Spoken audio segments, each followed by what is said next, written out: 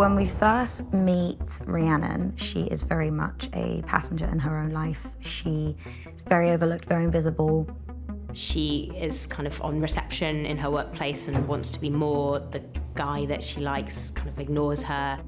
Her sister Seren moved to France and has never invited Rhiannon. The only person that really sees her and notices her is her dad. And we sort of start to delve into her history and why she became the way that she did. And it's basically established that she had this school bully called Julia who relentlessly bullied her until she started pulling out her own hair.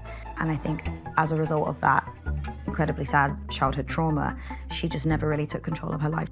Julia comes back into Rhiannon's life quite suddenly at Rhiannon's father's funeral. It's not the best time. Initially, you meet Julia through Rhiannon's eyes. She seems like she's really together and has this amazing life. Rhiannon's life is not perfect, and she blames Julia for that.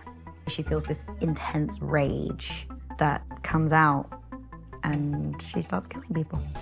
Do you see me now?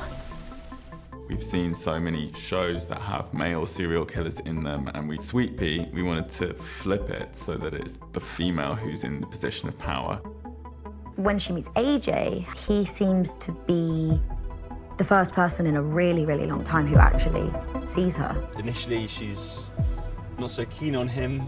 I think a lot of the people aren't that nice to Rhiannon, and he is, and I think she's kind of confused why this guy is being like friendly and seems to maybe be a little bit into her. Thank you, Rhiannon.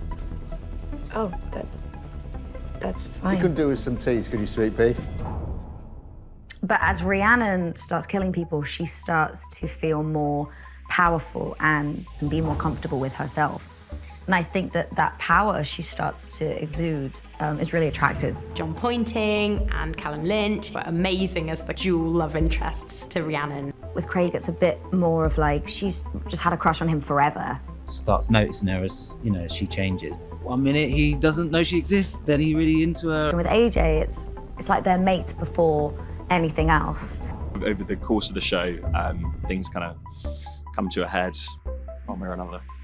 There is a really fun cat and mouse game between Marina and Rhiannon, who she very strongly suspects of committing these crimes. In a lot of ways, they're very similar, even though Marina is a police officer. Yeah, Marina at the start of the series, she's bullied actually by her co-workers. Does she always do that? Your boss? What? Not see you? As time goes on, she perhaps can use that to get into Rhiannon's head. Working with Ella Purnell as an executive producer and not just as the lead actress on Sweetpea has been really fantastic. She's, got a lot of responsibility on this show. Yeah, I've absolutely loved working as an EP on this project. The whole experience has just been a massive, massive learning curve, a massive lesson for me. She's amazing off screen and on, and I really seriously feel like this show wouldn't be what it is without her. Ella Jones is a wonderful director. The look and the feel of the show all comes from Ella. I wanted to do a kind of 90s shit municipal Britain with the brutalist architecture and everything having a slightly run-down, slightly nostalgic quality to it, which I think connects to the fact that Rhiannon is stuck a little bit in the past and in the memories of her past. Audiences love a good thriller, and I think that Sweetpea is just up there with the best of them. I wasn't expecting what happens, and I think the audience won't expect what happens. It will awaken something maybe a little darker in you. Her journey of self-discovery is quite relatable and it's really important. It's so refreshing to have a female character who's so morally complicated. It's just a shame about the murders.